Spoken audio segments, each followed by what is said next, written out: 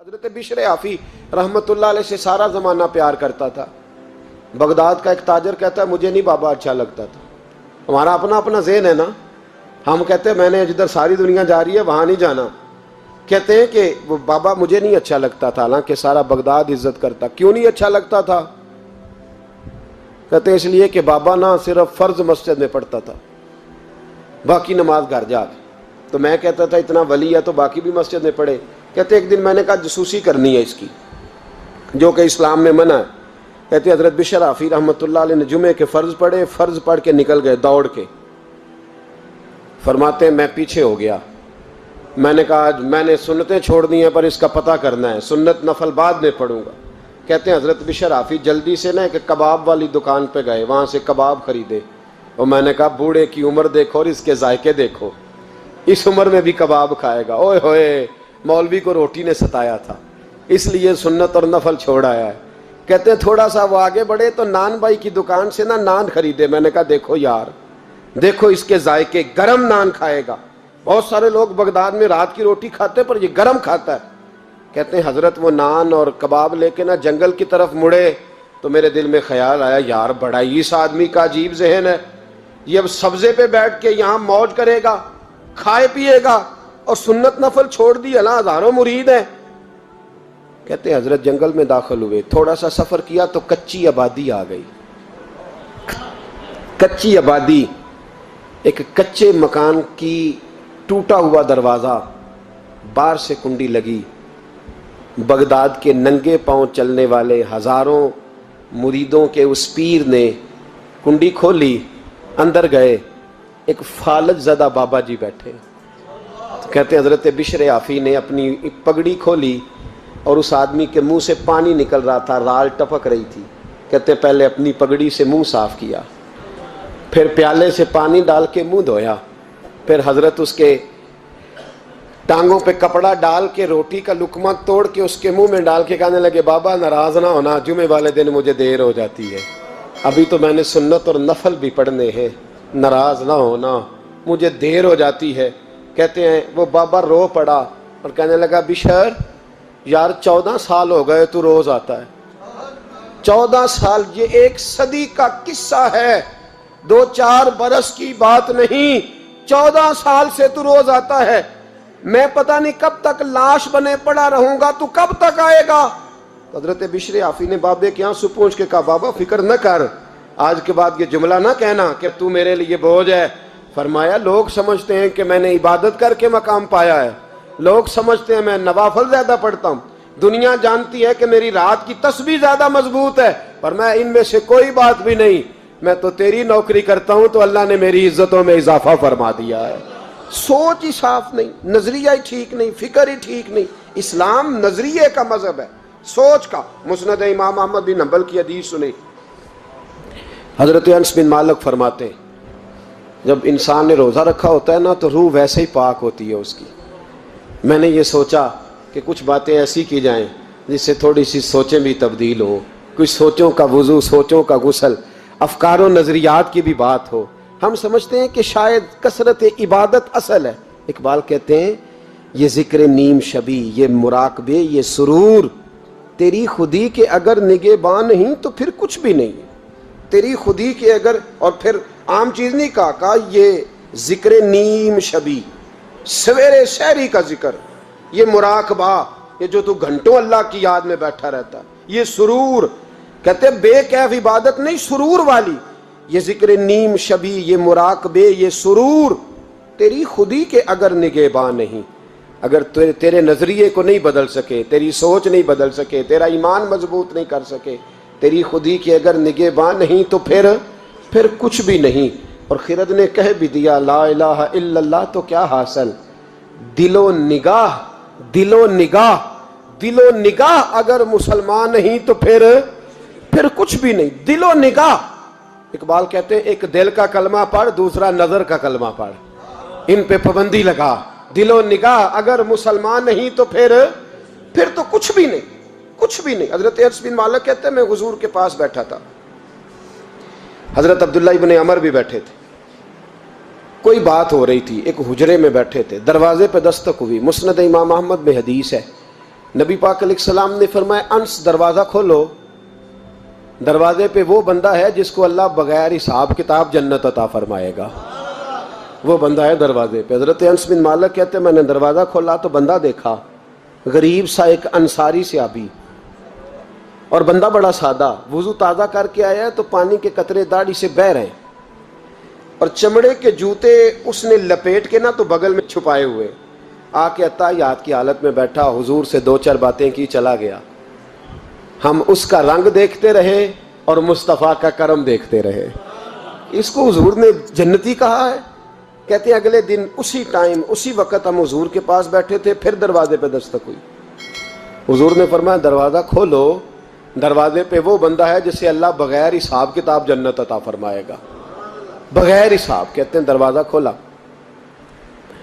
اور جیسے ہی میری نظر پڑی، بندہ بھی وہی ہے جو کل آیا تھا، اور انداز بھی وہی ہے جو کل تھا، اسی طرح پانی کے قطرے، اسی طرح جوتے بغل میں، السلام علیکم، کل حضور فلاں بات کی تفصیل پوچھنی مجھ سے رہ گئی تھی، غلطی ہوگی، دوبارہ آیا ہو۔ اس نے اپنی گفتگو کی، چند جملوں میں بات سمیٹی، چلا گیا۔ فرماتے ہیں اتفاق کی بات کہ دن تیسرا، بندے بھی ہم دونوں، میں اور عبداللہ ابن عمر۔ حضرت انس بن مالک کہتے ہیں دونوں بیٹھے تھے، سیم ٹائم سیم ڈے۔ پھر دستک ہوئی، حضور نے فرمایا دروازہ کھولو، اور مسکرا کے فرمایا دروازے پہ وہ بندہ ہے جسے اللہ بغیر حساب کتاب جنت عطا فرمائے گا۔ کہتے ہیں کھل اٹھے ہمارے چہرے، باہر گئے، دستک ہوئی تھی، دروازہ کھولا۔ فرماتے ہیں مجھے یقین تھا وہی ہوگا جو 2 دن پہلے آیا تھا، اور میرے یقین کے مطابق ہی کام ہوا، وہی بندہ تھا جو کل بھی تھا، جو پرسوں بھی تھا، حالت اور کیفیت اور انداز بھی وہی تھا۔ پانی کے قطرے بہہ رہے ہیں، اور اس شخص نے جوتے بغل میں دبائے ہوئے خدمت میں حاضر ہوا، بیٹھ گیا، بات چیت کی، چلا گیا۔ حضرت انس بن مالک کہتے ہیں تھوڑی دیر ہوئی تو حضور بھی تشریف لے گئے۔ حضرت عبداللہ ابن عمر مجھے کہنے لگے یار ویسے کتنے اس کے نصیب ہیں، کتنے نصیب ہیں، کوئی آیا لے کے چلا گیا، کوئی آیا لے کے چلا گیا، کوئی عمر بھر بھی نہ پا سکا، میرے مولا تجھ سے گلہ نہیں، یہ تو اپنا اپنا نصیب ہے، یہ تو اپنا اپنا، اور نہ کسی کے حال پہ طنز کر، نہ کسی کے غم کا مذاق اڑا، وہ جسے چاہیں جیسے نواز دے، یہ مزاج لطف رسول ہے صلی اللہ تعالی علیہ وسلم۔ کہتے ہیں ہم لوگ گفتگو کرنے لگے، عبداللہ ابن عمر مجھ سے کہنے لگے یار ویسے پتہ کرنا چاہیے یہ کون سا عمل کرتا ہے، پتہ کرنا، جیسے ہم نہیں پتہ کرتے کہ یہ بندہ بڑا چمک گیا، پتہ کرو کون سا کاروبار کرتا ہے، ذرا اس کی جاسوسی تو کرو۔ اور بندے بھی بڑے سمجھدار ہیں، وہ سائیڈ بزنس نہیں بتاتے، وہ کہتے ہیں وہ جو میرا علیحدہ ہے وہ نہیں بتانا، کہیں یہ نہ شروع کر لے۔ حالانکہ انسان کے پاس جو خوبی، جو اللہ نے اسے دولت دینی ہوتی ہے، وہ اپنا اپنا نصیب ہوتا ہے، وہ گھر میں بیٹھے بھی اللہ عطا کر دیتا۔ وہ کہتے ہیں کہ پتہ کرو کیا عمل کرتا ہے۔ تو حضرت عبداللہ ابن عمر کہتے ہیں میں اس کے پیچھے ہو گیا، اس سے سلام لی، تو میں نے کہا مجھے 2-3 دن کے لیے مہمان بنا لو گے، مان نہ مان میں تیرا مہمان، 2-3 دن کے لیے مہمان بنا لو گے؟ تو کہتے ہیں مجھ سے کہنے لگا کوئی گھر میں جھگڑا ہو گیا، کیونکہ پڑوس میں تو تمہارا، قریب ہی تو تمہارا گھر ہے، میرے مہمان بننے کو جھگڑا ہے؟ تو میں نے کہا چلو ایسے ہی سمجھ لو، پر مجھے مہمان بنا لو۔ کہتے ہیں میں 3 دن اور 3 راتیں اس شخص کے ساتھ رہا، وہ کتنا صدقہ کرتا ہے میں نوٹ کرتا رہا، نماز کتنی پڑھتا ہے، اس کا کیا، میں چاہتا تھا کہ وہ عمل مجھے ملے، اس کی برکت سے مصطفیٰ نے اسے 3 مرتبہ جنتی فرمایا ہے تاکہ وہ کیفیات مجھے بھی ملیں۔ حضرت عبداللہ ابن عمر کہتے ہیں کہ میں نے کوئی خاص چیز نہیں دیکھی، وہ عشاء پڑھتا تو فجر تک بستر پہ کروٹیں لیتا، اور میں الحمدللہ اٹھ کے تہجد بھی پڑھتا، نوافل بھی پڑھتا۔ کہتے ہیں وہ 1 سپارہ پڑھتا، میں 3 پڑھتا۔ فرماتے اس نے 3 دنوں میں کھجور بھی صدقہ نہیں دی، کہ کھجور بھی، اور میں نے بڑے بڑے غریبوں کی مدد کی۔ میں کہنے لگا کہ عمل تو میرا زیادہ ہے اس سے، پھر خوبی کیا ہے؟ خاص توجہ کرنا، اسلام اور دین کا جو فکری اساس، جو فکری اساس ہمیں صحابہ نے دی۔ حضرت عبداللہ ابن عمر کہتے ہیں میں نے تیسرے دن اسے کہا بھائی اللہ تیرا بھلا کرے، تو نے بڑی خدمت کی، میں نے جانا ہے میرا کوئی جھگڑا نہیں ہوا تھا، میں تو بس تیرا عمل دیکھنے آیا تھا کہ تو عمل کیا کرتا ہے۔ تو وہ صحابی کہتے ہیں مجھے کہنے لگے یار تو میرا عمل دیکھنے آیا تھا، مجھے بتا تو صحیح کیا نے، اور کیوں دیکھنے آیا میرا عمل، تجھے کیا ضرورت پڑی میری جاسوسی کی؟ تو کہتے ہیں مجھ سے جب اس نے سوال کیا تو میں نے اس کو کہا بھائی تو 3 دن آیا نا ہم بیٹھے ہوئے تھے؟ کہا ہاں میں آتا رہا ہوں۔ کہا 3 دن نبی پاک نے فرمایا اللہ تجھے بغیر حساب کتاب جنت عطا فرمائے گا۔ تو میں چاہتا تھا کہ میں ذرا جاسوسی کروں، ذرا دیکھوں، کھوج لگاؤں کون سا ایسا عمل ہے، آپ بھی ذرا دھیان دیجئے گا، کون سا ایسا عمل ہے، حالانکہ تو عشاء پڑھتا ہے اور اٹھ کے فجر پڑھتا ہے، میں تہجد بھی پڑھتا ہوں، تیرا سپارہ 1 ہے میرے 3 ہے، کون سا ایسا عمل ہے جس کے سبب تجھے جنت ملے گی؟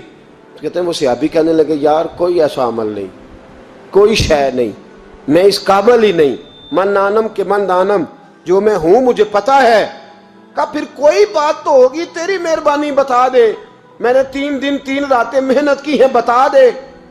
کہتے ہیں وہ کہنے لگے اگر تجھے بتاؤں نا تو پھر سن، میں جب رات کو سوتا ہوں تو اپنے دل پہ نظر ڈالتا ہوں، اور سویرے جب اٹھتا ہوں تو پھر اپنے دل پہ نظر ڈالتا ہوں، موبائل پہ نہیں، کنجی پہ نہیں کہ چابیاں کدھر ہیں، بٹوے پہ نہیں، میں رات کو سوتے ہوئے بھی اپنے دل پہ نظر ڈالتا ہوں، سویرے اٹھتے ہوئے بھی میں سب سے پہلے اپنے دل پہ نظر ڈالتا ہوں۔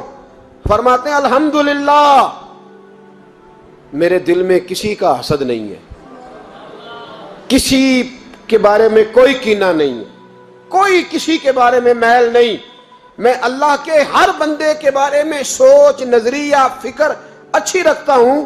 اور فرمایا میں تیرے بارے میں بھی عبداللہ یہی سوچتا ہوں کہ تو مجھ سے زیادہ نیک ہے۔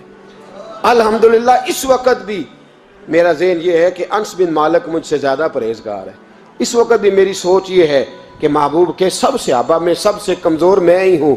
نابد عبداللہ ابن عمر کہتے ہیں میں نے اس کا ہاتھ چوما، میں نے کہا سمجھ آ گئی ہے، تیرا نظریہ، تیری سوچ پکی اور سچی مسلمان ہے، تو دل اور روح کا مسلمان ہے، تو نظر اور روح کا مسلمان ہے۔ یہ سبب ہے کہ اللہ کے رسول نے زمین پر چلتے ہوئے بھی تجھے 3 دفعہ جنت کی بشارت عطا فرما دی۔